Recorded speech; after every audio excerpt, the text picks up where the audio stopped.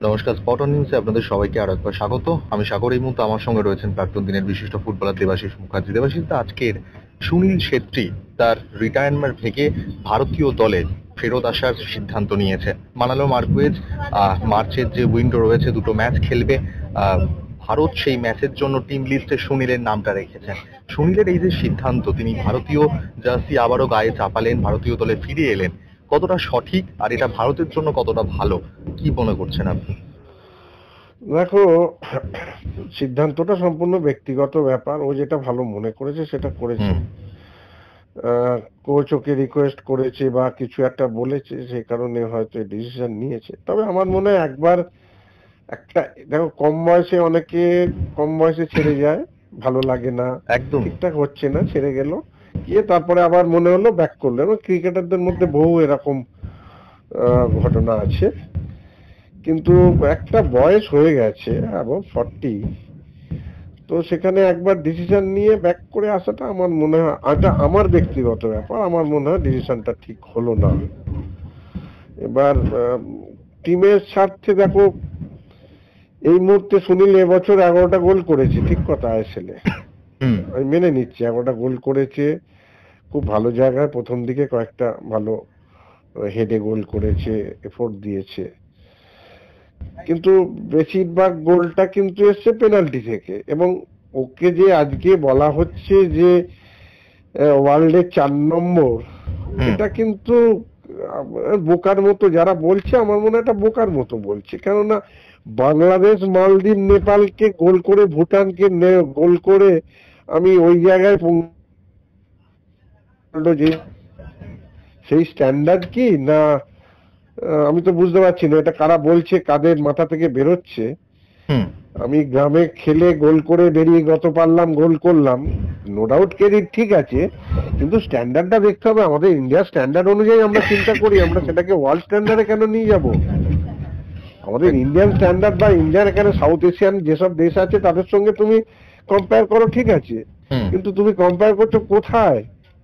1 নম্বর জায়গাগুলোর সঙ্গে তুমি কম্পেয়ার করছো, এটা কি ঠিক হচ্ছে? এটা ঠিক হচ্ছে না।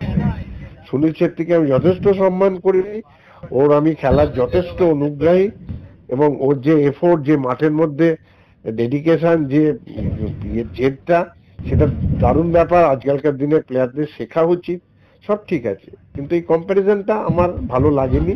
এটা এই কম্প্যারিজন হয় না, এটা বোকার মতো কথা, এটা জোর করে নিয়ে যাওয়া, আর কিছু না, এটা জোর করে। যাকে সেটা তো যারা লেখেন, মানে তোমাদের মতো রিপোর্টাররাই বা সাংবাদিকরাই তো এগুলো লেখে, তারা লেখে, তাদের মানসিকতা তাই বলে। হয়তো মেসি রোনাল্ডোর পাশাপাশি সুনীলকে রাখছে, সেই জন্য রেখে। আমাদের স্ট্যান্ডার্ড, ইন্ডিয়া স্ট্যান্ডার্ড ভালো, আমরা হয়তো ওয়ার্ল্ড কাপ খেলেছি, আমরা এশিয়া কাপ হয়তো চ্যাম্পিয়ন হয়েছি, তাও হতে পারে, বিশ্বাস নেই কিছু, সেই জন্য এত লেখা। যাকে, তবে আমার মনে হয় না ডিসিশনটা ঠিকঠাক হচ্ছে। মানে বাকি যারা আছে তাদেরকে ছোট করা হয়, মানে বাকি যারা খেলছে তারা কেউ গোল করতে পারবে না, কেউ খেলতে পারবে না, একা সুনীল এসে ম্যাচ জিতিয়ে দিয়ে চলে যাবে, এটা আমার মনে হয় না ঠিক সিদ্ধান্ত। এবং কোচেরও এটা চিন্তা ভাবনা করা উচিত, কোচেরও এটা করা উচিত ছিল। কোচের নিজস্ব কোনো ব্যক্তিত্ব বলে কিছু নেই, উনি যাকে যখন ইচ্ছে তখন নিয়ে নিচ্ছেন। উনি আবার অমরিন্দর সিংকে রেখেছেন, উনি গুরপ্রীতকে বাদ দিয়েছেন, কিন্তু অমরিন্দর সিংকে ঢুকিয়ে রেখেছেন, কিসের জন্য কেউ জানেন না। বিশাল কায় তো জায়গা পেয়েছে দেবাশিস দা। বিশাল কাপ তো ডেফিনেটলি, বিশাল কাপকে না দিলে মানেলো মার খাবে, একদম মানেলো মার খাবে, স্ট্রেট হয়ে বলছি, মানেলো মার খাবে যদি বিশাল কাজকে না রাখে। এর মতো নোংরামি আর কিছু হয় না তাহলে। এবং যদি বিশাল কাজকে না খেলায়, আরো বাজে জিনিস হবে।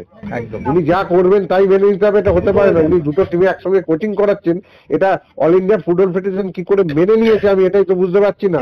কিসের টেকনিক্যাল কমিটি, তাদের কোনো ভ্যালু নেই যে একজন গোয়া টিমের কোচিং করাচ্ছে আর ইন্ডিয়া টিমের কোচ তুমি অ্যালাউ করছো কেন? পৃথিবীতে আর কোচ নেই? আমি জানি না, পুরো জিনিসটাই আমার কাছে ধোঁয়াশা। এদের ব্যাপার নিয়ে আমার চিন্তা ভাবনা আলোচনা করতে খুব বাজে লাগে। খুব নিম্নমানের, ইন্ডিয়ান ফুটবলে এখন খুব নিম্নমানের জায়গা হয়ে গেছে। কারোর সঙ্গে কারোর কোনো রিলেশন নেই, যে যখন খুশি যা খুশি করে দিচ্ছে, যা খুশি হয়ে যাচ্ছে। মাঠে দৌড়লেই যে ফুটবল খেলা হয়ে যায় তা নয়।